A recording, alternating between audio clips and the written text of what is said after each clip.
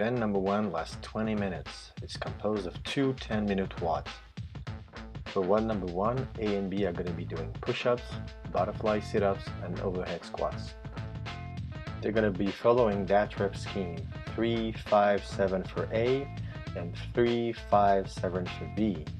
Reps keep increasing by 2 after every full round. At the 10-minute mark, the two other team members, C and D, are going to come into play. They're going to be doing unbroken single unders, wall ball shots, and deadlifts. They're going to be following that rep scheme: 20, 10, 5 for C, and 20, 10, 5 for D. After every full round, the rep increased by 5 for the unbroken double unders, 2 for the wall balls, and 1 for the deadlift. At the call of 3, 2, 1, go, athlete A will start with 3 push-ups followed by 5 butterfly sit-ups and then 7 overhead squats. The required weights for the overhead squat is 20 kilos for the females and 30 kilos for the males. Once athlete A has finished a full round of the 3 exercises, athlete B takes over to do the same rep scheme. Rep schemes increase every 2 full rounds. A and B will keep switching until the 10-minute mark.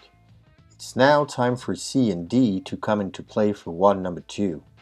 The 4 athletes can work together to change the weights. Be aware that the time keeps running. Athlete C will start with 20 unbroken single unders, 10 wall ball shots, and 5 deadlifts. And as per the WOD number 1, athlete will perform 1 full round before they can switch. The rep schemes will increase every 2 full rounds. Event 1 stops at the 20-minute mark.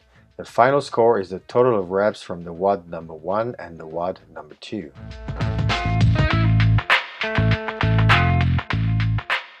Push-up. Straight body position must be maintained throughout. No snaking, sagging, or pushing up from the knees. The elbows and shoulders must be locked out at the top with the feet no wider than the shoulder width. At the bottom, the chest, nipple line, or above must touch the floor. Butterfly sit-up. In the sit-up, the athlete must sit on the ground with the soles of his feet touching each other and the knees turned out. The movement starts with the athlete's shoulder blades touching the ground as well as the hands on the ground behind the shoulders. Ends with the athlete's hands touching the ground in front of the feet. An ab mat may be used, but the feet cannot be anchored. Overhead squat. This is a standard overhead squat. The barbell must be kept overhead. At the bottom, the crease of the hips must pass below the height of the kneecap. At the top, the knees and hips must be completely open with the barbell over the heels. The judges will be particularly strict about ensuring that the hip becomes fully open at the top. No leaning forward. Single under. These are standard single unders, with the rope passing once around the body in a forward motion with each jump. Only a 2-footed jump is allowed. Attempts where the rope catches before clearing once do not count. Athletes are permitted to use their own ropes. Wall ball shot. In a wall ball shot, the med ball must be taken from the bottom of a squat, hip crease below the knee, and thrown to hit the target above the bottom of the marker. If the ball hits low or does not hit the target, it's a no rep. If the ball is not caught between reps, it must come to a full stop on the ground.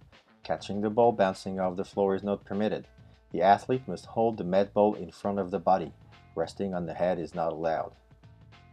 Deadlift. Starting on the floor, the bar is lifted until hips and knees reach full extension with the shoulders behind the bar. The arms must be straight throughout. Excessive bouncing to the extent of bent arms in the bottom position is not permitted. Dropping the bar is allowed.